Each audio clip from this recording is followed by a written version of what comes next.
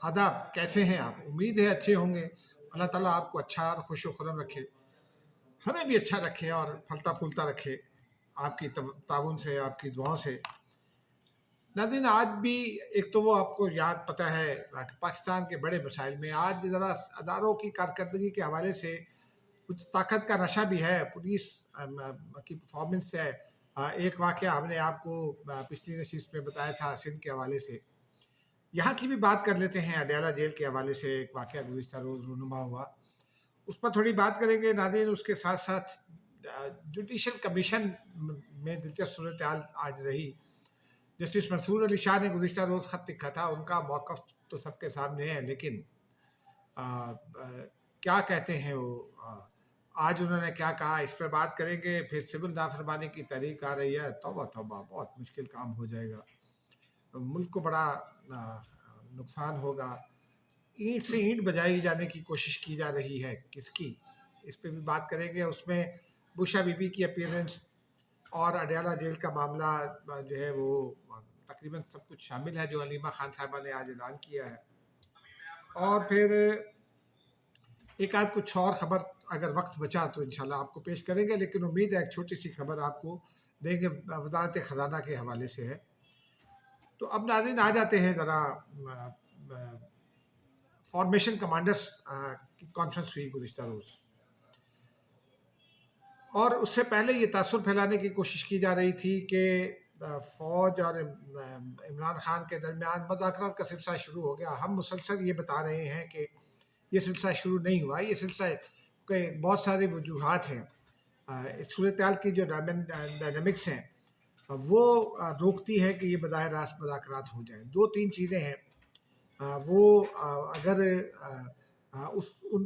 उस लाइन को अगर हम टो कर लें तो फिर हमें अंदाज़ा हो सकेगा, या उस लाइन पर ज़रा गौर ही कर लें तो फिर अंदाज़ा हो सकेगा कि मुज़ाकरात क्यों नहीं हो रहे। आपको याद है DGISPR ने कुछ अर्सा पहले एक प्रेस कॉन्फ्रेंस में ये फरमाया था कि जी आपने हम पर हमला किया, आपने हमारे इंस्टॉलेशन पर हमला किया, साज तनसीबात पर, हमारे इमारात पर हमला किया।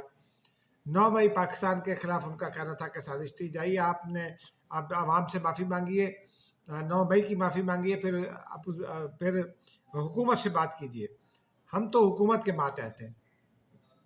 ये मौक़िफ़ अमली तौर पर मौजूद है, लेकिन पिछले दिनों बहुत सारे चंद सीनियर लोगों ने कहा कि जी मुज़ाकरात हो रहे हैं। मुझे तो हंसी आ रही थी। बहरहाल अब ये मुज़ाकरात अगर हो रहे होते तो सूरत हाल यहाँ ना होती। और मुज़ाकरात कैसे होंगे भाई? एक फरीक है, उसने कहा कि जी मेरे खिलाफ फॉल्स फ्लैग किया गया 9 मई। दूसरे फरीक ने कहा, और दूसरा फरीक कोई और नहीं, अफवाज पाकिस्तान है। अफवाज पाकिस्तान के तर्जुमान ने कहा कि आपने हमला किया फौजी तनसीबात पर, जाइए जाकर माफ़ी मांगिए। अब इसके दरमियान में तो कहीं बात नहीं तय होगी ना। कुछ ये सियासी मामला हो, कुछ तो फिर ले दे करके कुछ ना कुछ हो सकता है।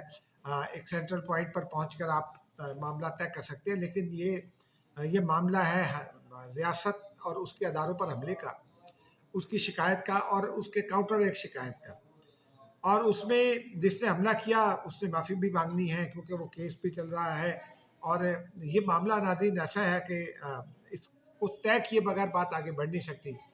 इसलिए ये जो कहानियाँ फैलाई जा रही हैं ये बस कहानियाँ ही हैं। ये बरसबील तस्करा कहानियाँ हैं लोगों की होप जिंदा रखने के लिए, वरना इसमें अमली तौर पर कुछ नहीं है। अब इसमें नाज़रीन गुज़िश्ता रोज़ जो फॉर्मेशन कमांडर हुई है उसकी एक सिग्निफिकेंस वो है जो मेरे कॉलीग हैं आतिफ भट्ट, उन्होंने तवज्जो दिलाई है। ग़ालिबन 4 महीने पहले एक फॉर्मेशन कमांडर्स कॉन्फ्रेंस हुई थी। ये वैसे तो हर महीने होती है, लेकिन इसकी खबर नॉर्मली पिछले 4-5 महीने से जारी नहीं हो रही थी। 4-1 महीने के बाद ये खबर जारी हुई। इसकी अपनी सिग्निफिकेंस है। 2 रोज़ा कॉन्फ्रेंस हुई, कोर कमांडर्स कॉन्फ्रेंस के मौके पर ही होती है, और उस मौके पर हुई और फुल लेंथ में डिस्कस किया गया।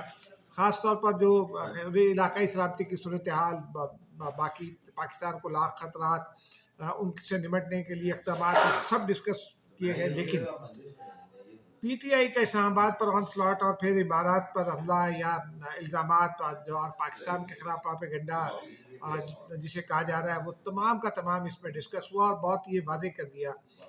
اس لائن کو اگر آپ اس پریس کانفرنس، یہ چونکہ اب 24 گھنٹے گزر چکے ہیں تو اس کی تفصیل میں جانا مناسب نہیں، لیکن جو کچھ بھی کہا گیا ہے اس پریس کانفرنس پریس ریلیز میں، یہ اس بات کے لیے کافی ہے کہ یہ بتا دیا جائے کہ مذاکرات نہیں ہو رہے، نہ ہوں گے۔ کم وقت میں عمران خان اور ان کے ساتھی ایک قانونی عمل کا سامنا کر رہے ہیں۔ ہر ملزم، چاہے وہ کتنا بڑا مجرم ہی کیوں نہ ہو، وہ قانونی عمل پر ہمیشہ شک کا اظہار کرتا ہے۔ پاکستان میں بھی ہوتا ہے، پاکستان میں ماضی میں ہوتا بھی رہا ہے، نظام انصاف میں ہماری اتنی خامیاں ہیں، زیادتیاں ہوتی رہی ہیں، اسٹیبلشمنٹ بھی کرتی رہی ہے۔ بھٹو صاحب کی پھانسی اس کی ایک بڑی مثال ہے۔ خود عدلیہ نے تسلیم کیا اور جسٹس وسیم حسن شاہ نے کہا کہ جی یہ تو میں نے ضیاء الحق کے پریشر پر ہم نے سزائے موت دی تھی۔ تو اس کا مطلب یہ ہے کہ ماضی میں ہو رہا تھا، لیکن اب آگے پتہ چلے گا۔ لیکن یہ یہاں تو 9 مئی ہوا نا، اب وہ 9 مئی ہوا اور ہم سب نے دیکھا کہ کہاں کہاں ہوا، کس کس نے کیا۔ وہ جو بچہ مور لے کے جا رہا تھا، کیا وہ کوئی فوجی تھا؟ نہیں نا۔ حسان نیازی صاحب کسی فوجی کے بیٹے ہیں، یا کوئی فوج کا آفیسر ہیں، یا کسی انٹیلیجنس ادارے کے افسر ہیں؟ نہیں نا، وہ کور کمانڈر ہاؤس میں کچھ کر رہے تھے۔ اس قسم کے بے شمار واقعات ہیں۔ اور صنم جاوید کہہ رہی تھی کہ کہا تھا نا ہماری ریڈ لائن ہے تو نہیں مت چھیڑنا، وہ کور کمانڈر ہاؤس کے باہر 9 مئی کو۔ جی ایچ کیو پر کون تھے، کون ان کو مائل کر رہا تھا، یہ سارے شواہد موجود ہیں۔ ان کے درمیان میں کہیں نہ کہیں فیصلہ ہو جائے گا۔ فرد جرم گزشتہ روز عائد بھی، کچھ نے قبول کی، کچھ نے نہیں کی، سگنیچر کسی نے نہیں کیے۔ بہرحال اب اس تناظر میں ایک اور معاملہ کھڑا ہو گیا ہے۔ آج عمران خان کی بہن نے اعلان کیا ہے عمران خان کی جانب سے کہ جی سول نافرمانی کی تاریخ چلائی جائے گی۔ اب سول نافرمانی کیا ہوتی ہے یہ کل انشاءاللہ کی نشست میں بتائیں گے آپ کو۔ عمران خان نے پہلے بھی سول نافرمانی کی تاریخ کا اعلان کیا تھا جب وہ دھرنا لے کر آئے تھے 2014 میں۔ اپنا بل انہوں نے پھاڑا، لیکن پتہ چلا کہ وہ تو بل بھرا ہوا تھا۔ تو اب یہاں وہ کیا کہہ رہے ہیں؟ یہاں علیمہ خان نے ان کی جانب سے جو اعلان کیا، وہ کہتی ہیں کہ ہم غیر ملکی جو پاکستانی ہیں، اوورسیز پاکستانی، ان کو یہ کہیں گے کہ جناب آپ ریمیٹنسز پاکستان نہ بھیجیں۔ یعنی ایک تو وہ اپنے رشتہ داروں کو بھوکا مارے، دوسرا وہ پیسے نہ بھیجیں، یعنی دوہرا کام۔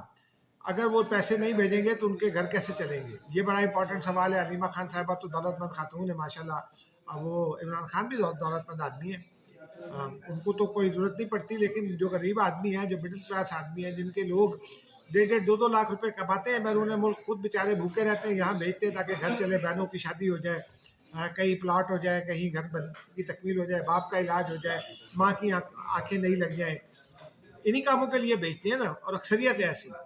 تو ان کو یہ کہنا کہ آپ ریمیٹنسز نہ بھیجیں تو یہ تو ان کے خاندانوں کے ساتھ بھی جاتی ہوگی۔ بہرحال دیکھتے ہیں کیا ہوتا ہے ناظرین۔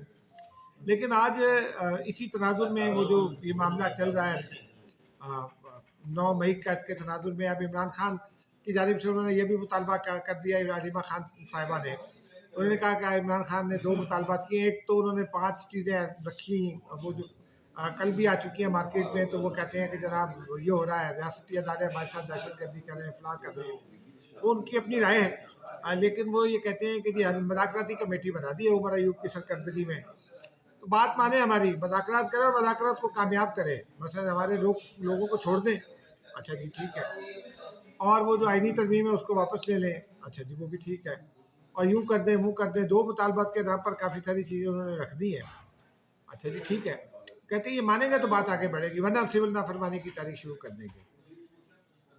اب پھر ساتھ ساتھ وہ یہ بھی کہتی ہیں کہ وہ بجلی کے بل بھی آنے والے ہیں تو ہم لوگوں سے کہیں گے بجلی کا بل بھی نہ بھریں، یعنی پٹھے بٹھا دیں۔ وہ کچھ عرصہ پہلے مجھ سے کسی نے پوچھا تھا کہ عمران خان کیا چاہتے ہیں، میں نے ان سے کہا تھا کہ وہ نظام کی اینٹ سے اینٹ بجانا چاہتے ہیں، لیکن خیال رکھنا چاہیے عمران خان کو بھی، وہ اس ملک کے اسٹیک ہولڈر ہیں، وہ وزیر اعظم بھی رہے، اور کیا وہ اس ملک کی اینٹ سے اینٹ بجانا چاہتے ہیں، یہ بڑا امپورٹنٹ سوال ہے۔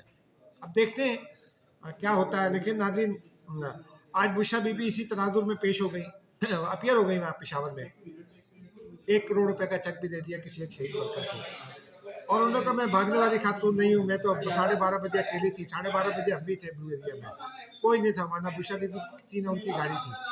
لیکن بہرحال خیر ہے، سیاستدان ایسی باتیں کرتے رہتے ہیں۔ البتہ انہوں نے جو 1 کروڑ روپے کا چیک دیا اس کے اوپر گورنر کنڈی نے بڑا سوال اٹھایا۔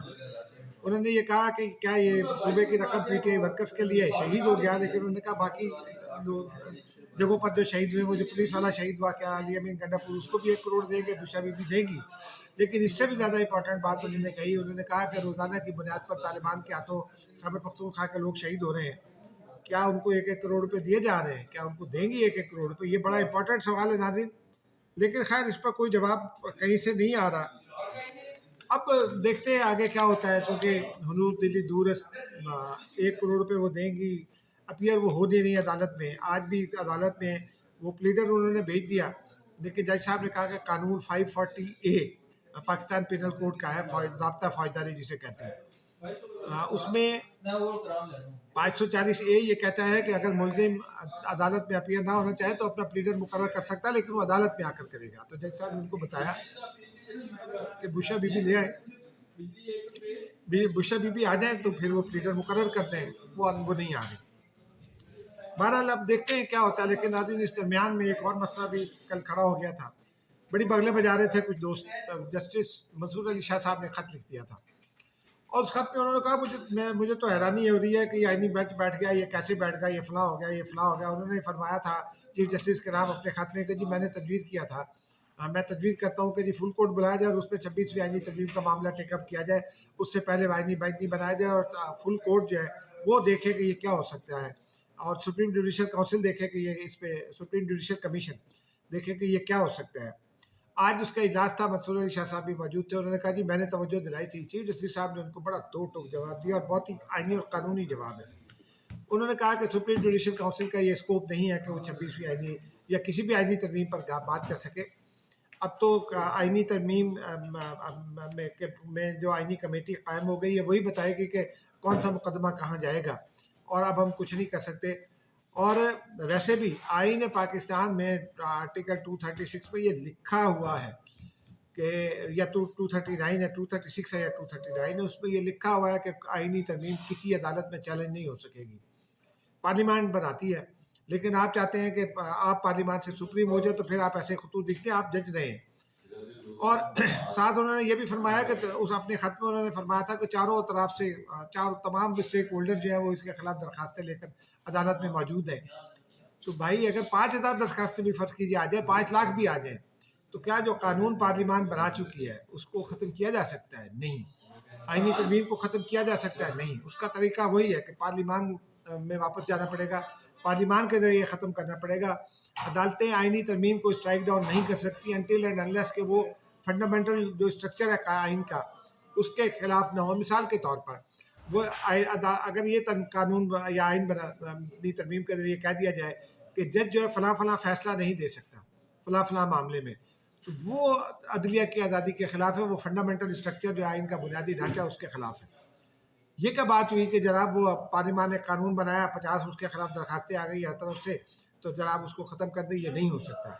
बहरहाल आज वो एक साहब का तबसरा बड़ा अच्छा था, और चीफ जस्टिस साहब का जवाब भी बड़ा अच्छा था। उन साहब ने तबसरा ये फरमाया कि जुडिशल कमीशन का इजलास तो हो रहा है, लेकिन उनका ये कहना था कि जब से आईनी बेंच बना है वो जो good to see you type के तबसरे हो जाते थे वो अब नहीं हो रहे, रिमार्क्स नहीं आ रहे। पाकिस्तानी क्या करें बेचारे, रिपोर्टर्स को, टीवी चैनल्स को कहीं कुछ धंधा नहीं मिल रहा बात करने का। अब वो कुछ और तलाश कर लेंगे, जब तक तलाश करेंगे उस वक्त तक हम भी इंतज़ार करते हैं, आप भी इंतज़ार कीजिए। खुदा